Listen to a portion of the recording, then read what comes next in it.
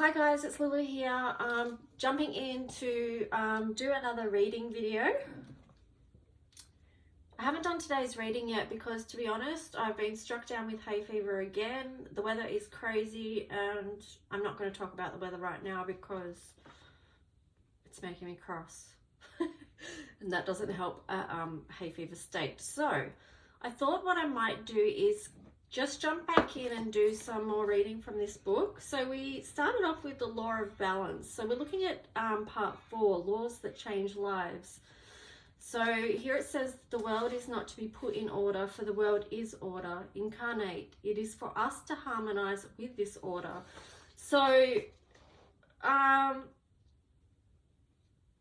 might read the introduction to part 4, which is the laws of spirit.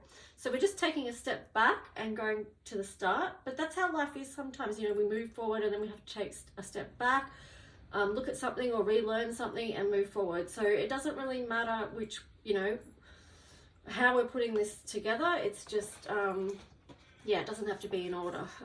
So here we've got...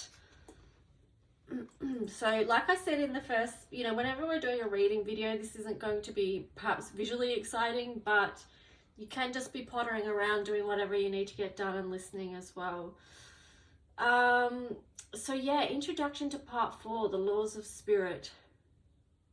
You just give folks a key and they can open their own locks, and that's from Robert R. McCammon. So human laws form a basis of social agreement and social order, but human laws are only pale reflections of a higher order of laws sewn into the fabric of existence. These laws govern the movement of the earth, the cycle of seasons, the forces of nature, and the structure of the atom itself. Nature didn't make these laws, nature only reveals and demonstrates them. The great laws existed before humanity, before nature, even the cyclone,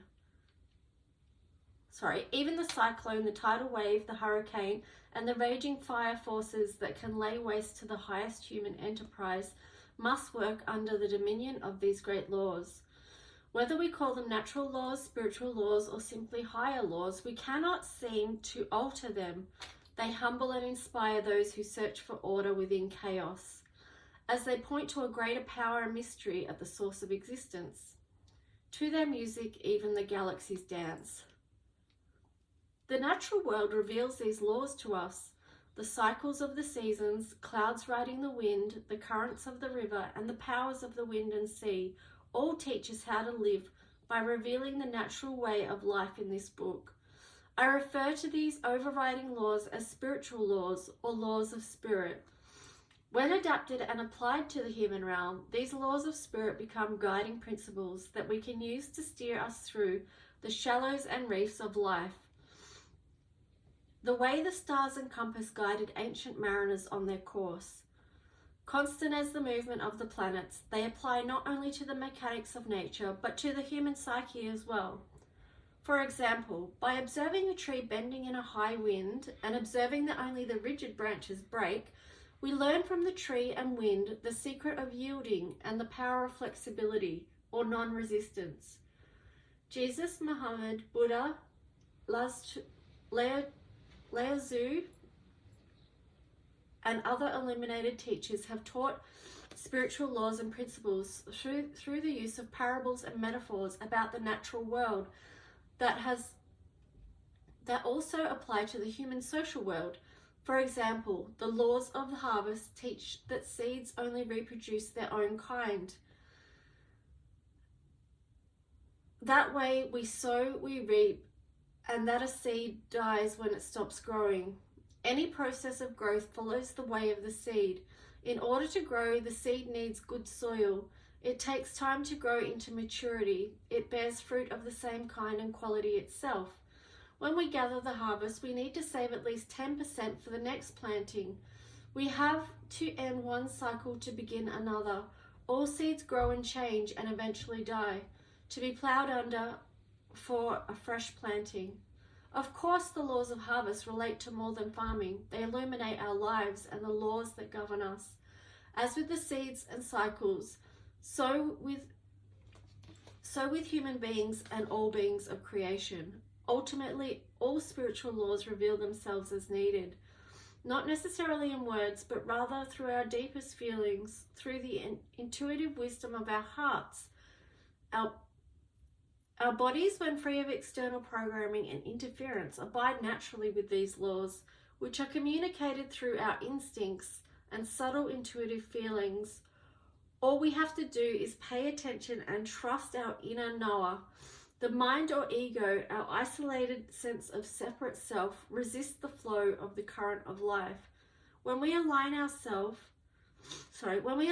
lives, our habits of diet, exercise, work, and sexuality with spiritual laws, challenges remain, but we can approach them without struggle, with arms open wide, like peaceful warriors embracing the moment, ready to dance.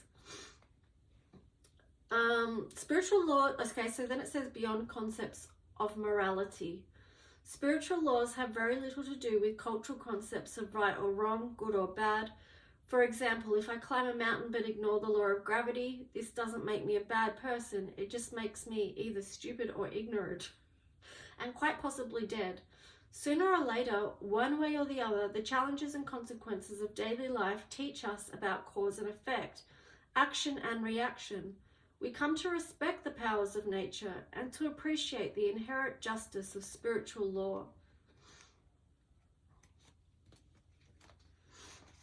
The number of laws that govern the universe may approach infinity. The number of laws humans have already discovered formulated are legion. This book outlines the key laws most relevant to the birth numbers and life paths described in Part 3. Spiritual laws apply consistently to all of our lives. However, because of the individual qualities and issues of each life path, certain laws most benefit those working specific birth numbers. The transformative power of the material resides in working with the laws most relevant to fulfilling our individual destinies. Archimedes said, "Give me a long enough lever and I can move the earth." The laws and principles presented here act as levers to help us move forward to the most positive expression of our life path. The degree to which we apply the laws central to our individual birth number can make a day or night difference in the quality of our experience and, of course, of our life. Specific issues in a variety of areas such as health, relationships, and careers rise and fall over time. Although such issues come and go, the laws related to our life path remain relevant 5, 10, or 20 years from now, and for the rest of our life. These laws apply not only to issues presently demanding our attention, but to any and all issues that may appear. The laws of spirit can not only heal the symptoms of discontent, they also heal and balance the tendencies, drives, and fears that compose the source of our difficulties, whether manifesting as relationship problems, our health problems, or whatever else arises. As we align ourselves with the laws most relevant to our life path, we can, over time, work through our core issues with the greater refinement, grace, and ease. These laws can help transform any issue in our life because they dig beneath the surface to the roots, helping us transform ourselves and the source rather than merely struggling with the symptoms. How to apply the laws in daily life. Even the highest laws, principles, and wisdoms can help us only if we remember to apply them. To use them as a guide for changing our perspective and our actions. If we wanted to learn to dive off the high board and someone reminded us, stretch for the water, that guidance might save us some belly flops and help us to perform more gracefully. But what do we do with this information? We certainly don't have to think about stretching for the water while brushing our teeth or going shopping. We only need to access and apply this information when we leave the diving board and plummet toward the water. We can apply any useful guidance by remembering and then doing. by turning information into action as we apply useful guidance in the moments when it's most needed. The quality of these moments gets better and better. In the same way, we can apply spiritual laws in the moments when they are most timely and needed. The key to the power of law lies not just in knowing, but applying it. We can tell we are truly applying the laws when our actions, feelings, or perspectives change. The exercises that accompany each law are a good first step. I encourage readers to study all of the higher laws and principles they can in this book and wherever they find them. Although some of the laws that follow are most relevant to the fulfillment of each life path, all of the laws can serve as a useful purpose because of our common humanity. So that's that. And let's just see what, I want to see which law stands out. So there's a law of choices, the law of responsibility,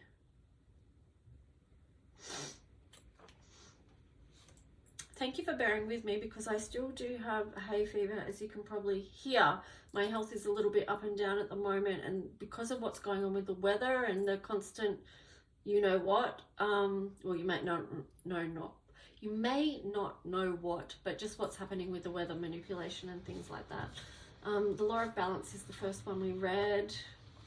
Law of process, law of patterns, law of discipline, law of perfection, the law of the present moment. Oh, this one's really standing. This one's really standing out, the law of no judgments. This is such a challenging one for most of us. The law of faith, the law of expectations, the law of honesty, the law of higher will, the law of intuition, the law of action. Which one shall we choose? Which one stands out to you? The law of cycles? Okay, so I think maybe the next one is going to be the law of no judgments. Yeah, I feel like that's going to be important in this time because, well, several reasons. I wanted to do a video about I'm going to use several tools or resources I have to do a session on boundaries this week and how important they are in these times as far as protecting our health and energy. And also too, I feel like that is going to tie in with the law of no judgment. So that's why I'll go with this one. But anyway, I will put this, this was just an intro into the universal laws, and I'll make another video and put the law of no judgments up today as well, and I'll see you there. On a side note, I haven't done today's reading yet. I tried several times but I couldn't do it, so the timing was just not right. Yeah, so anyway, I'll put a reading up whenever I do, I guess, and I'll talk to you soon. Okay, bye.